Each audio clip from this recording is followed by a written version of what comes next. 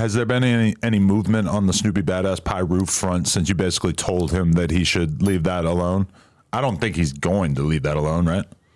I think that interview put him in a position to where he can't go that route, but he can continue to grow in another route.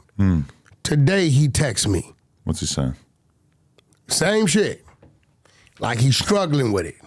With whether he should maintain his status in the streets? He's struggling with it, brother.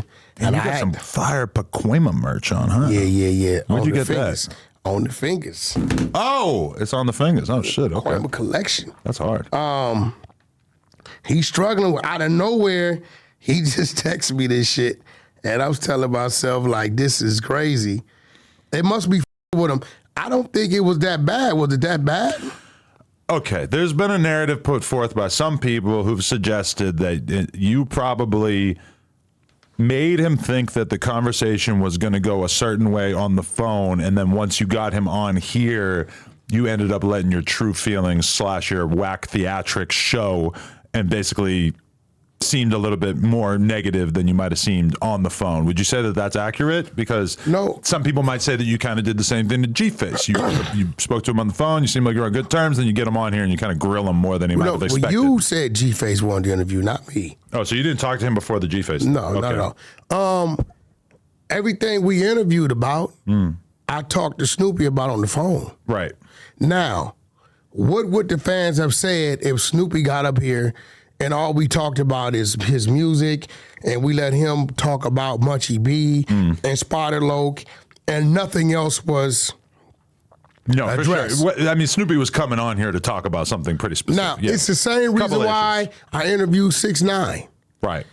Nobody could interview these guys when it comes to that kind of shit, unlike somebody that come from that kind of shit.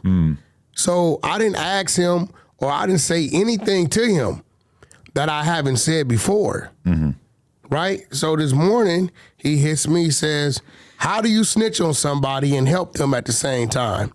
Nigga said, why I didn't slide for Worm, but then said, oh, forgot you helped him and snitched on him. That's why them fake-ass snitch allegations ain't gonna stick. Can't help a nigga and snitch on him. I replied, say what you want. That was snitching. You don't rewrite the rules. This is why I said this ain't for you. He said, okay, you did that. And I keep telling him, maybe you should go start another movement. But in this movement, that shit don't fit.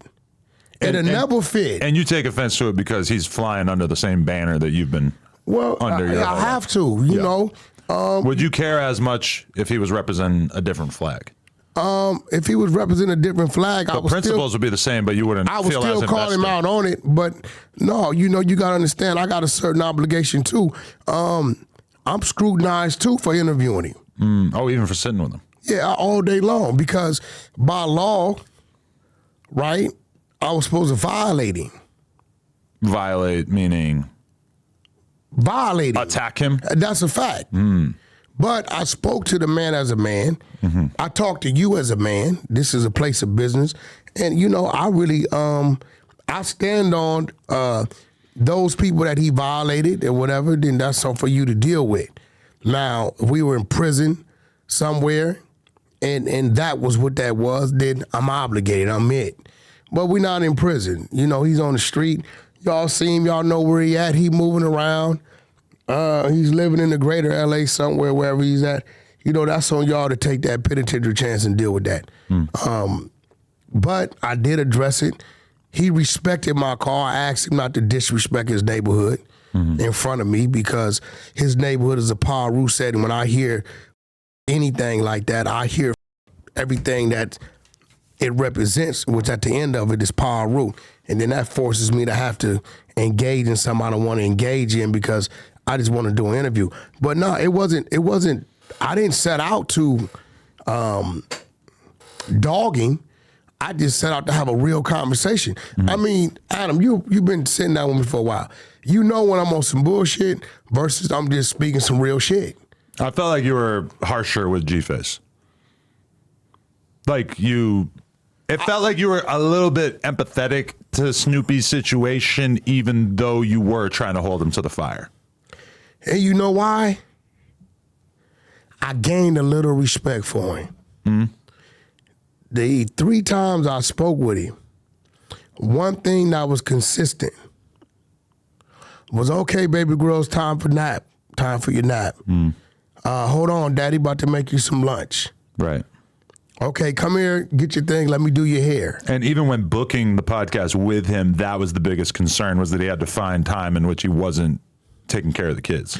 He's fighting for custody with his kids.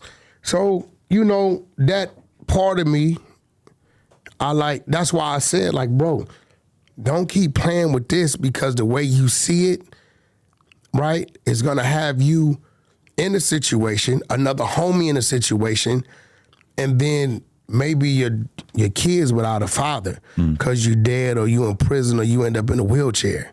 So it's like he doesn't understand that this is how this goes. I mean, bro, I don't know if you play football. If a keep jumping off sides, they're gonna take him off the field. He don't get it, bro. You can't move to the ball's height. I feel like one thing that always kind of stands out to me about the gang shit is that there doesn't seem like there's any room for forgiveness or learning or penance or, Snoopy, even during the podcast, is acknowledging that he might not have handled that situation in the best way, that if he knew what he knows now, he probably wouldn't have, testified on behalf of this guy or whatever the was.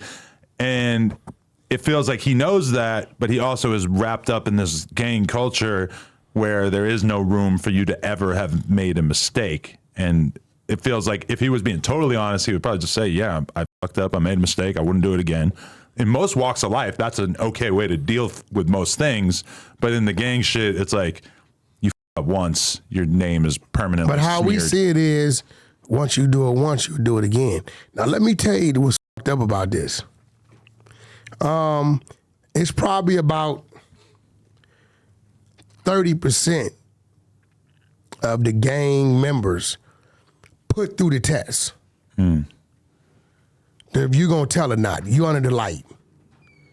We got another 70% out there that probably 60 to 70% of that 70% would tell.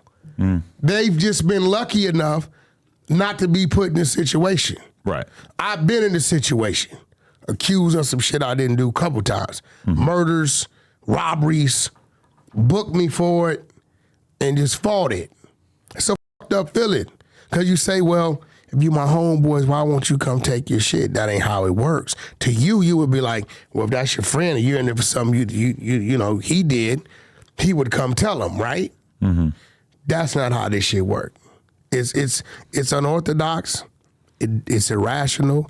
It doesn't make a lot of sense, but it is what it is. And like I told him, when you signed up for this shit, it wasn't based upon them changing any of the rules. And because he's not getting it, I know, look, today, what he wrote me, he's still fighting with his wrong being right. I know he'll around and make a hasty decision, and then we'll look up, and I'm seeing on Instagram his baby's crying. So I'd rather say, yo, bro, just go your way as Snoopy Badass the rapper. Leave that alone. It's not for you. Really makes you think about how fucked up this cycle is, though, because that guy who filmed the video where he popped out with the gun on Snoopy, I mean, if that situation had gone a little bit different, think about how fucked up the lives of all his kids are if he gets removed from this earth over some clout And they chasing can ass see shit. it. Yeah. And they would be able to grow see up it. seeing it all the time. Yeah. And that's just think about that. You're creating kids who are going to be all fucked up and to some extent probably going to want to get revenge or get into that lifestyle.